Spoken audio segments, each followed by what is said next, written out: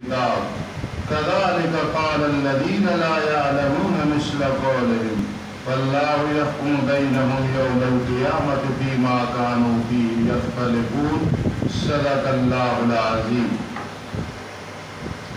دوسرا شکوہ، کہنے لگے یہودی کہ نہیں ہے نصرانی کسی چیز پہ، کوئی ان کا دین نہیں ہے، اور کہنے لگے نصرانی کی یہودی کسی چیز پہ نہیں ہے، یعنی کوئی ان کا دین مذہب نہیں ہے، حالانکہ وہ دونوں پڑھتے ہیں کتاب کو۔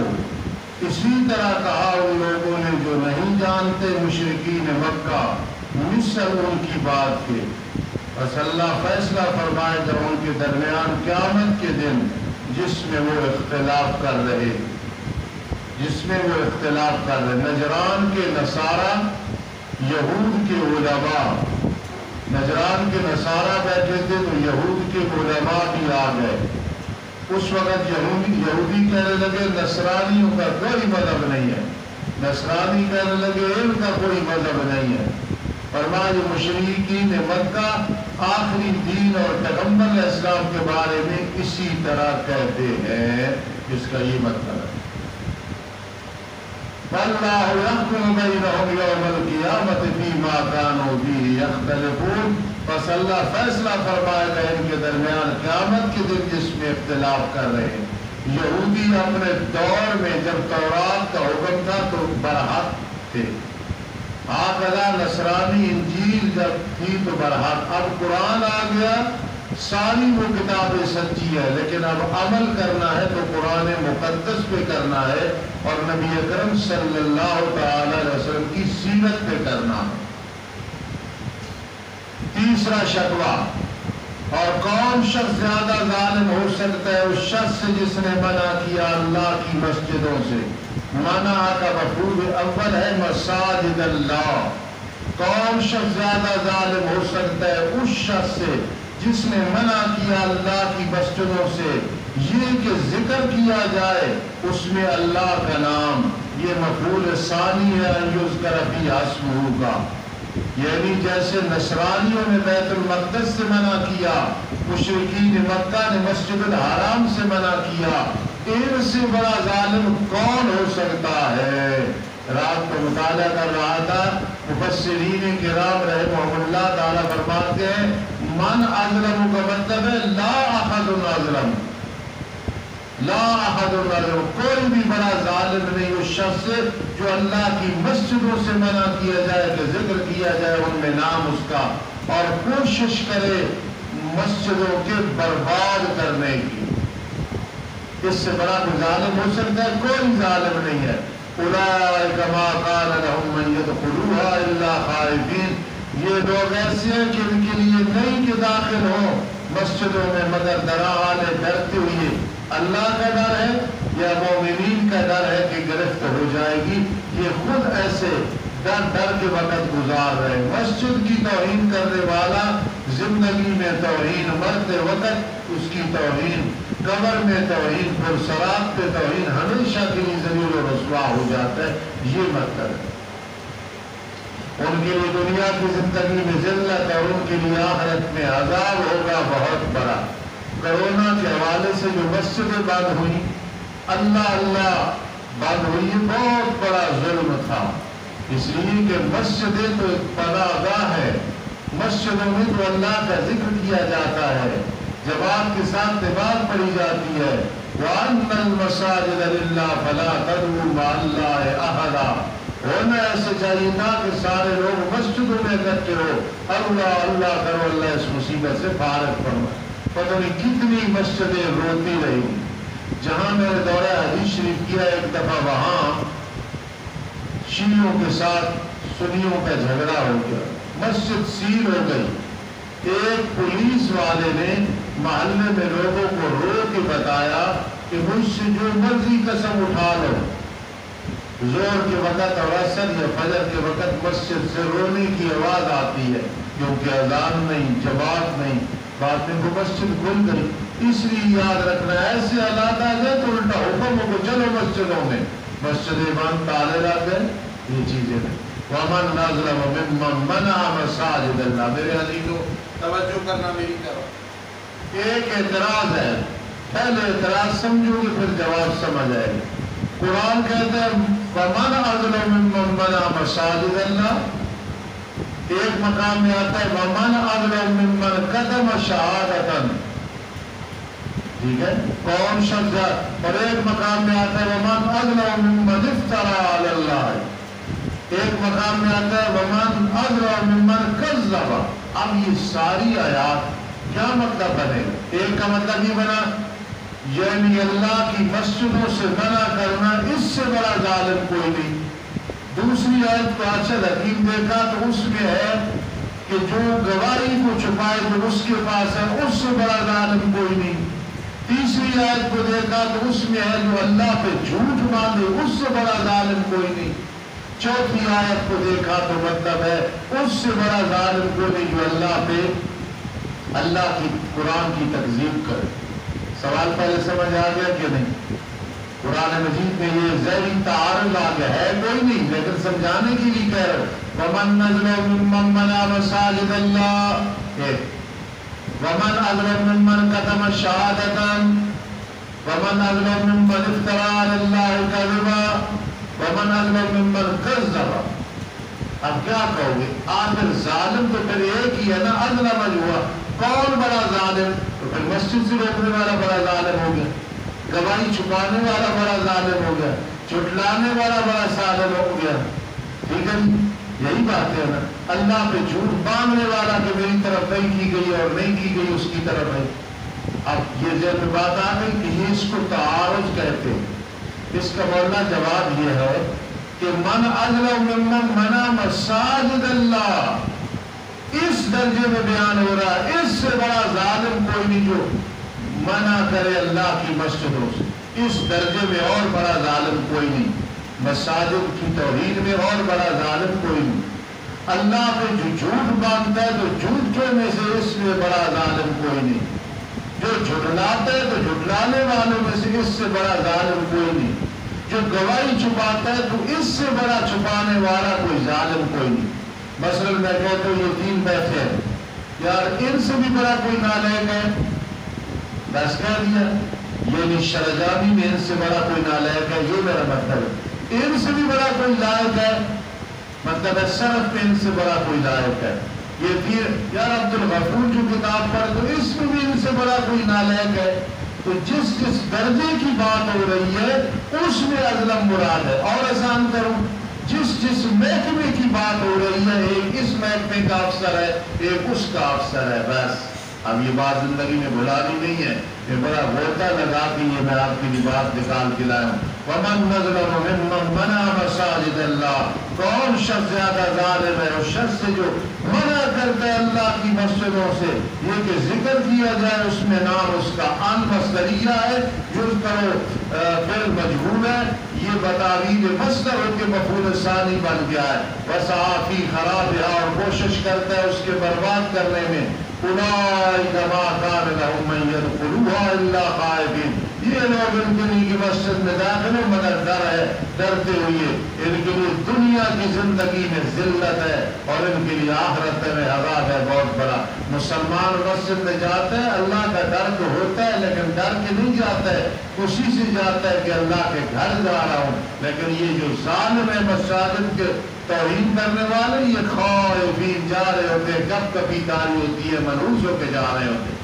وَلِلَّهِ الْمَشْرِقُ وَالْمَغْرِبُ، اللہ ہی کے لیے مشرق اور مغرب ہے. وَأَيْنَمَا تُوَلُّوا، جس طرف تم پھر لو.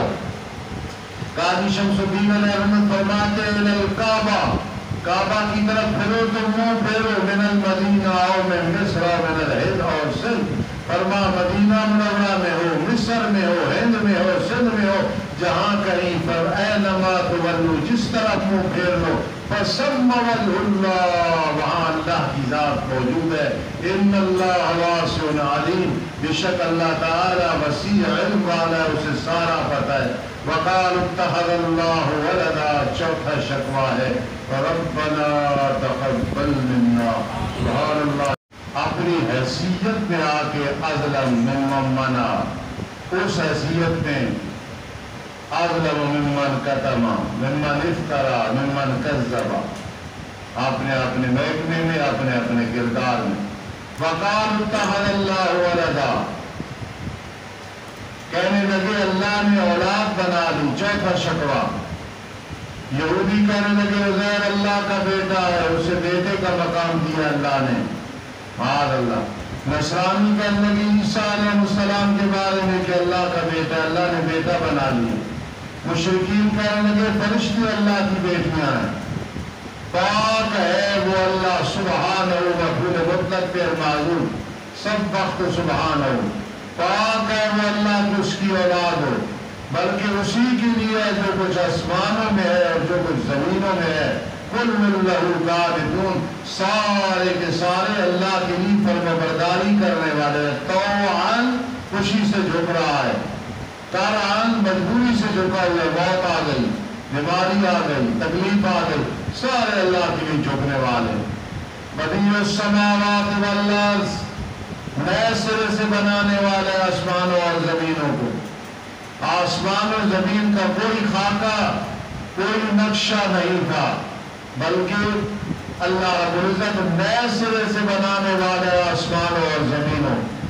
میرے بروانی والے استاد فاضل دیوبند علامہ انور شاہ کاشمیری رحمہ اللہ کے شاگرد رحمت اللہ تعالی علیہ فرماتے تھے کہ فلسفہ کے حوالے سے کئی فلاسفر کہتے ہیں پوری دنیا کا ایونا ایک ہے. ایونا کہتے ہیں نقشے سے پہلے جو خاکہ ہوتا ہے، اور بعض کہتے نہیں، آسمان کا ایونا علیحدہ ہے، زمین کا ایونا علیحدہ ہے، انسان کا ایونا علیحدہ ہے، ہر مخلوق کا ایونا علیحدہ ہے. ایونا وہ جو خاکہ سا بنتا ہے نقشے سے پہلے، اس طرح.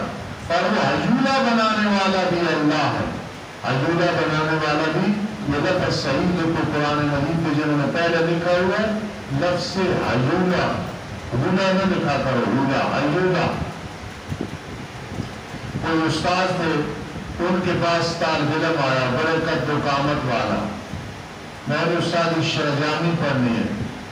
استاد بیچارے ساری رات مطالعہ کرتے رہے. کوئی استاد سے بات بنی ہوئی کہ وہ بڑا لائق طالب علم ہے، صبح جب آئے گا تو میں اسے اچھے طریقے سے پڑھاؤں گا. تو میرے جیسا نالائق تھا، صبح جب آیا تو بڑے انداز سے عبارت شروع کی، بسم اللہ الرحمن الرحیم الحمدللہ ولولہ. تو ساروں نے کہا جسے یہ نہیں پتا الحمد لولی ہے یا لولولی ہے، تو اس لیے بھائی حیولا، حیولا دو آنکھوں والیا، نئے سرے سے بنانے والے آسمانوں اور زمینوں کو. اور جب فیصلہ کرتا ہے کسی معاملے کا، پس نہیں سوائے اس کی لیے کہہ دیتا ہے ہو یا پس وہ ہو جاتا ہے. یہ کنایہ ہے سورۃ تکوین سے. اللہ کو کوئی انتظام کرنے کی ضرورت نہیں. اتنا بڑا آسمان بنایا، کوئی لنڈر کی ضرورت نہیں. زمین کو پھیلایا، کوئی لنڈر کی ضرورت نہیں ہے، بلکہ اذا قضا امرا فانما یقول له کن فیکون. اور جب فیصلہ کرتا ہے کسی امر کا، پس نہیں سوائے اس کے لیے کہہ دیتا ہے ہو جا، پھر وہ ہو جاتا ہے. جا کی بھائی فانما یقول.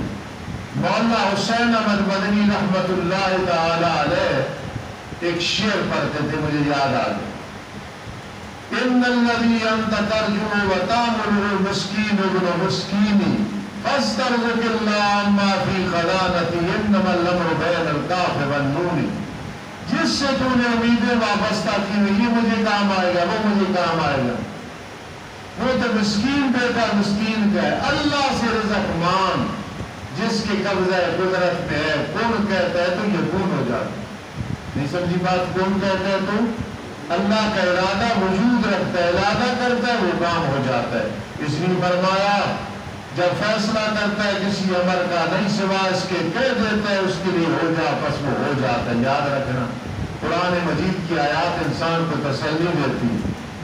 یہ جو قرآن کا حصہ ہے فعال لما یرید، کر گزرتا ہے جس کا ارادہ کرتا ہے. کیوں؟ یرید اذا اراد اللہ شیئا ان یقول له کن فیکون. اور کہتے ہیں وہ لوگ پانچواں شکوہ جو نہیں جانتے یعنی مشرکین مکہ سے، کیوں نہیں کلام کرتا اللہ ہمارے ساتھ جیسے موسیٰ علیہ السلام سے کلام کی، یا ہمارے پاس کوئی نشانی آئے مردے زندہ. ہمارے ساتھ کرام کرے، پہاڑ اپنی جگہ سے چل پڑے، زمین کے ٹکڑے ٹکڑے کی جائیں۔ جواب شکوہ آیا۔ اسی طرح کہا ان لوگوں نے جو ان کے پہلے تھے، مثل ان کی بات کے ان کے دل مشتبہ رلے ملے ہوئی ہیں جیسے روح ایسے فرشتے، تشابہت قلوبہم، یہ مشرکین مکہ اور پہلے لوگ اور آج کے مشرکین فرمائے ایک ہی مشابہت رکھتے ہیں، اور تاکہ ہم نے بیان کر دی آیات اس قوم کے لیے جو یقین رکھتی ہے۔ توجہ کرنا، تسلی میرے آقا کو دی جا رہی ہے۔ اِنَّا أَرْسَلْنَاكَ بِالْحَقِّ بَشِيرًا وَنَذِيرًا، بے شک ہم نے آپ کو بھیجا ہے حق دے کے، ڈرانے خوشخبریاں دینے والا اور ڈرانے والا۔ وَلَا تُسْأَلُ عَنْ أَصْحَابِ الْجَحِيمِ، اور آپ سے نہیں پوچھا جائے گا جہنمیوں کے بارے میں، کوئی جنت میں جائے کوئی دوزخ میں جائے، آپ سے نہیں پوچھا جائے گا۔ آپ کا کام ہے بَلِّغْ مَا أُنزِلَ إِلَيْكَ مِن رَّبِّكَ فَاصْدَعْ بِمَا تُؤْمَرُ وَأَعْرِضْ عَنِ الْمُشْرِكِينَ، اور آپ کے ذات سے راضی نہیں ہوں گے یہودی نہ نصرانی، یہاں تک کہ آپ تابعداری کریں ان کی ملت کی، ان کی دین کی۔ توجہ کریں، آپ یہودیوں کی تابعداری کریں یا نصرانیوں کی، حالانکہ ایسے نہیں ہوگا، انہوں نے راضی نہیں ہونا جب تک تو ان کے دین کی تابعداری نہ کرے۔ قُلْ إِنَّ هُدَى اللَّهِ وَالْهُدَىٰ، ارشاد فرما دو پیغمبر، بے شک اللہ کی ہدایت وہی ہدایت ہے۔ یہ ذہن میں رکھنا، معرفہ دوبارہ معرفہ ہے تو عین اول ہوتا ہے، علم معانی۔ ہدی اللہ معرفہ ہے، الہدا پھر الہدا معرفہ ہے، تو ایک تو اس کو جناس الاشتقاق کہتے ہیں، ہدا الہدا، ایک نکرہ ایک معرفہ ہے، لیکن وہ تو اپنی جگہ جناس الاشتقاق ہے۔ ہدا اضافت کی وجہ سے پہلا ہدا بھی معرفہ ہے، الف لام کی وجہ سے دوسرا بھی معرفہ ہے، اس لیے ثانی عین اول ہے۔ اللہ کی ہدایت وہی ہدایت ہے جو تم نے گمان کر رکھا ہے کہ یہودیت ہدایت ہے یا نصرانیت یا مجوسیت، یہ غلط ہے۔ اور قسم ہے میرے لاڈلے پیغمبر، اگر آپ نے تابعداری کی ان کی خواہشات کی، بعد اس کی کہ آپ کے پاس علم دین آ گیا ہے، آپ کے لیے اللہ کے عذاب سے کوئی بچانے والا، کوئی دوست نہیں ہوگا، مددگار نہیں ہوگا۔ نہ میرے آقا نے تابعداری کی نہ کرنی، صرف سمجھانا امت کو مقصد ہے کہ لاڈلے پیغمبر اگر آپ نے تابعداری کی یہودیت یا نصرانیت کی، ہم ناراض ہو جائیں۔ وہ لوگ جن کو ہم نے کتاب دی ہے، اہل کتاب مراد ہے، پڑھتے ہیں قرآن کو جیسا حق ہے اس کے پڑھنے کا، سبحان اللہ، کیا مطلب ہے؟ عبداللہ ابن السلام جیسے لوگ یہودی تھے، مسلمان ہو گئے، حق کا تلاوتی کا مطلب یہ ہے نہ نفسی تعریف، نہ مانوی تعریف، نہ تدبر اور عمل میں فرق لگانا، یہ لوگ اصل میں ایمان رکھتے ہیں کتاب میری قرآن کے ساتھ، اور جس نے بھی قرآن یا تورات انجیل کا انکار کیا بس یہی لوگ ہیں نقصان اٹھانے والے۔ توجہ کرنا، قرآن کا ایک حق ظاہر ہے، ایک باطن ہے، ایک ابطن ہے۔ قرآن کو ادب کے ساتھ پڑھنا، ظاہر سمجھ، قرآن مجید فرقان حمید کا ظاہری ادب کرنا، پھر باطنی کے اس کو سیکھنا، پھر ابطن کے اس کو آگے سکھانا اور عمل کرنا، تین حق ہے قرآن کے۔ یہ حفاظ کرام اور قرآن ظاہری حق ادا کرتے ہیں، علماء باطنی اور عمل کرنا یہ ابطن ہے۔ یہ دیکھو میری پٹی ہے، اس کے اوپر کتاب پڑھی ہے، قرآن پڑھا ہے، یہ ظاہر ہے، اس کے اندر ایک خانہ ہو وہ باطن ہے، اس کے اندر پھر خانہ ہو وہ ابطن ہے۔ تو یہ حق کا تلاوتی ظاہری حق بھی ادا کرتے ہیں، باطنی حق بھی ادا کرتے ہیں، ابطن بھی حق ادا کرتے ہیں۔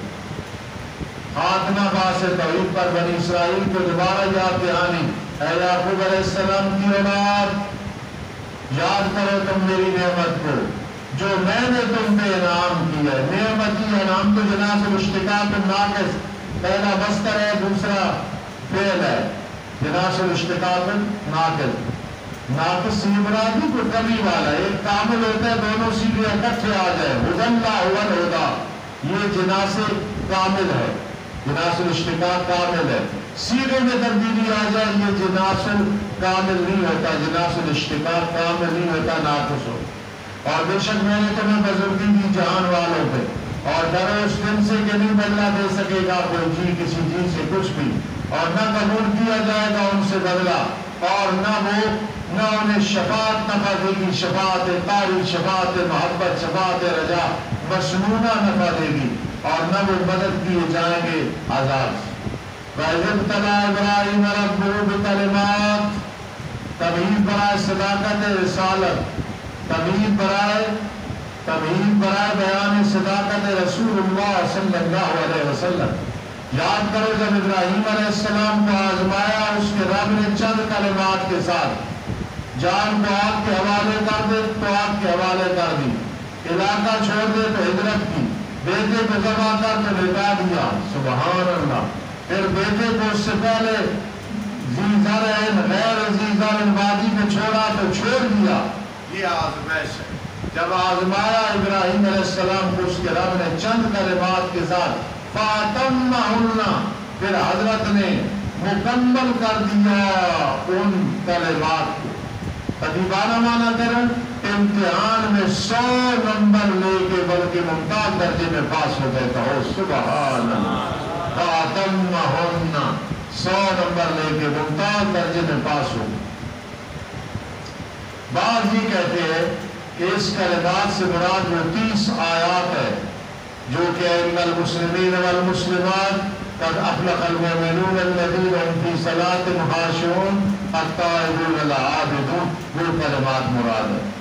فرمایا بے شک میں تجھے بنانے والوں پاس ہوا، بنانے والوں لوگوں کے لیے امام، حتیٰ کہ محمد رسول اللہ صلی اللہ علیہ وسلم کا بھی تو امام ہوگا، جب امجد ہوگا ملت ابراہیمی چلے گی۔ فرمایا میری اولاد سے بھی اللہ بنانا امام، فرما میرا امامت والا وعدہ مشرکوں کو نہیں پہنچے گا، تیرا جو تیرے آل سے ہوگا کافر مشرک ہوگا تو اس کو میں امام نہیں بناؤں گا۔ یاد کرو جب ہم نے بنایا بیت اللہ کو لوٹنے کی جگہ لوگوں کے لیے جاؤ وہاں طواف کرو اور امن کی جگہ بنائی ہے، اس وقت کو یاد کرو۔ وَاتَّخِذُوا مِن مَّقَامِ إِبْرَاهِيمَ مُصَلًّى، اور پکڑو تم مقام ابراہیم سے جائے نماز، اور کل جمعے میں بیان کیا تھا۔ وَاتَّخِذُوا مِن مَّقَامِ إِبْرَاهِيمَ مُصَلًّى، اور پکڑو تم مقام ابراہیم سے جائے نماز۔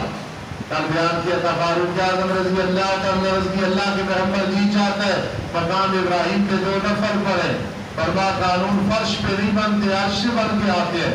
پکڑو تم مقام ابراہیم سے جائے نماز، اور ہم نے حکم کیا ابراہیم اور اسماعیل کی طرف یہ کہ پاک کرو میرے گھر کو طواف کرنے والوں کے لیے، کوئی یہاں بت نہ رہے، نجاست نہ رہے، اعتکاف کرنے والوں کے لیے، رکوع و سجود کرنے والوں کے لیے۔ ابراہیم علیہ السلام نے عرض کی ہے رب میرے بنا اس شہر کو امن والا۔ میرے عزیزوں سن لینا،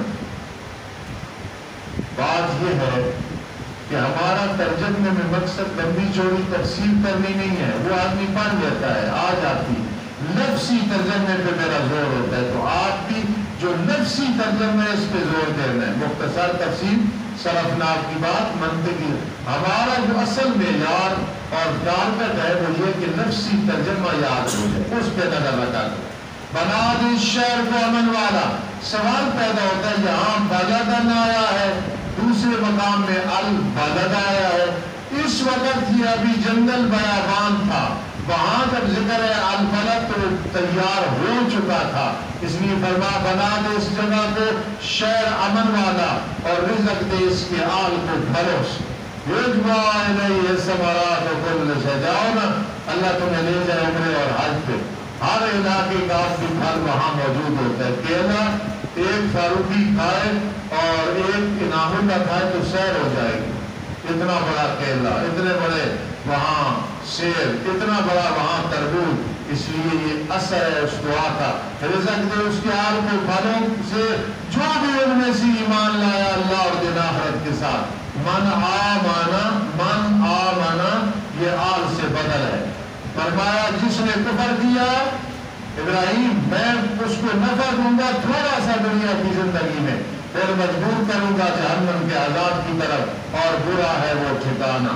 یاد کرو وہ وقت اٹھا رہے تھے ابراہیم علیہ السلام بنیاد بیت اللہ کی، اور اسماعیل علیہ السلام، ابراہیم علیہ السلام مستری کا کام کر رہے ہیں، حضرت اسماعیل علیہ السلام سبحان اللہ ساتھ مزدور کا کام کر رہے ہیں، بیت اللہ کی نئی تعمیر کر رہے ہیں۔ ربنا دعا کر رہے ہیں، رب ہمارے ہم سے قبول فرما، چھوٹے سے چھوٹا عمل بڑے سے بڑا عمل دعا کرنی اللہ قبول فرما۔ انک انت السمیع العلیم، بے شک تو ہی تو ہے خوب سننے والا خوب جاننے والا، اللہ یہ قبول فرما۔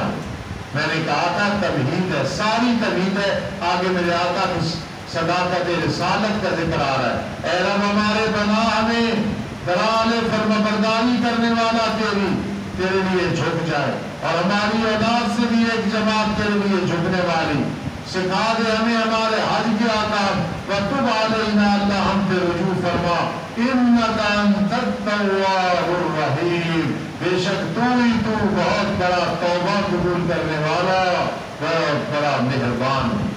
یاد رکھنا جو آدمی یا تواب کی کثرت کرے بڑے سے بڑی مشکل اللہ حل کر دے، روزانہ 300 500 دفعہ 3000 دفعہ یا تواب یا تواب، کیونکہ اکثر پریشانیاں گناہوں کی وجہ سے آتی ہیں۔ یا تواب میں آدمی توبہ کرتا ہے وَمَن يَتَّقِ اللَّهَ يَجْعَلْ لَهُ مِنْ أَمْرِهِ يُسْرًا، اللہ مشکلات سے نکال دے۔ پھر دعا کر رہے ہیں، یہ دیکھنا اے رب ہمارے ہم نے بیت اللہ بنایا مزدوری مانگتے ہیں، اے رب ہمارے بھیج ان میں رسول انہی میں سے مراد میرے آقا علیہ السلام ہے۔ ہم دعا کرتے 2 دن کے بعد پریشان ہوتے، دعا قبول نہیں ہوئی۔ ابراہیم علیہ السلام نے دعا کی 2000 سال 20 صدیاں گزر گئی، کتنی صدیاں گزر گئی، اس کے بعد دعا قبول ہوئی۔ دعا کرو یقین کر لو بس قبول ہوگی، جب وقت آئے گا وہ چیز مل جائے گی۔ لِكُلِّ نَبَإٍ مُسْتَقَرٌّ، ہر خبر کے لیے ایک وقت مقرر ہے، اس ٹائم پہ وہ کام ہو جائے گا۔ اے رب ہمارے بھیج میں رسول انہی میں سے جو پڑھے ان پہ تیری آیات، کاریوں والا کام، اور سکھائے انہیں کتاب و حکمت، علماء والا کام، وَيُزَكِّيهِمْ، اور انہیں پاک کرے صوفیوں والا اولیاء اللہ والا کام۔ ہمارے دینی مدارس علماء جو بند کی یتلو علیہم آیاتک بھی ہوتا ہے، وَيُعَلِّمُهُمُ الْكِتَابَ وَالْحِکْمَةَ بھی ہوتا ہے، کتاب اور سنت اور تزکیہ بھی ہوتا ہے۔ یہ چھوٹا سا مدرسہ ہے، ایک لحاظ سے ہم جنگل میں بیٹھے ہیں۔ یتلو علیہم آیاتی ہے کہ نہیں؟ قاری گل صاحب، سعید صاحب، طورمان صاحب اور ممتاز صاحب کر رہے ہیں۔ وَيُعَلِّمُهُمُ الْكِتَابَ وَالْحِکْمَةَ، ہم جتنے کتابی استاد ہیں کر رہے ہیں کہ نہیں؟ اور یہ جو تصوف کا سبق آپ کو پڑھاتے ہیں یہ وَيُزَكِّی ہے، علماء دیوبند میں یہ تینوں چیزیں الحمدللہ پائی جاتی ہے۔ اللہ سب کو توفیق نصیب فرمائے۔ پڑھے ان کے تیری آیات، سکھائے ان کو کتاب اور سنت، اور پاک کرے ان کو۔ اِنَّكَ أَنْتَ الْعَزِيزُ الْحَكِيمُ، بے شک تو ہی تو ہے غالب حکمت والا تو ہی ہے۔ الحمدللہ رب العالمین والعاقبۃ للمتقین، والصلاة والسلام علی رسول محمد وآلہ وأصحابہ اجمعین۔ ربنا آتنا فی الدنیا حسنہ وفی الآخرۃ حسنہ وقنا عذاب النار۔ ربنا ظلمنا انفسنا وإن لم تغفر لنا وترحمنا لنكونن من الخاسرين۔ ربنا هب لنا من أزواجنا وذرياتنا قرة أعين واجعلنا للمتقين إماما۔ رب إني مسني الضر وأنت أرحم الراحمين۔ رب إني مسني الضر وأنت أرحم الراحمين۔ ربنا ولا تحملنا ما لا طاقة لنا به واعف عنا واغفر لنا وارحمنا، أنت مولانا أنت مولانا أنت مولانا أنت مولانا يا أرحم الراحمين، ارحمنا أنت مولانا فانصرنا على القوم الكافرين۔ رب ارحمهما كما ربياني صغيرا، رب ارحمهما كما ربياني صغيرا، رب ارحمهما كما ربياني صغيرا، رب ارحمهما كما ربياني صغيرا۔ اللهم انزل علينا ماء مباركا آمین یا رب العالمین.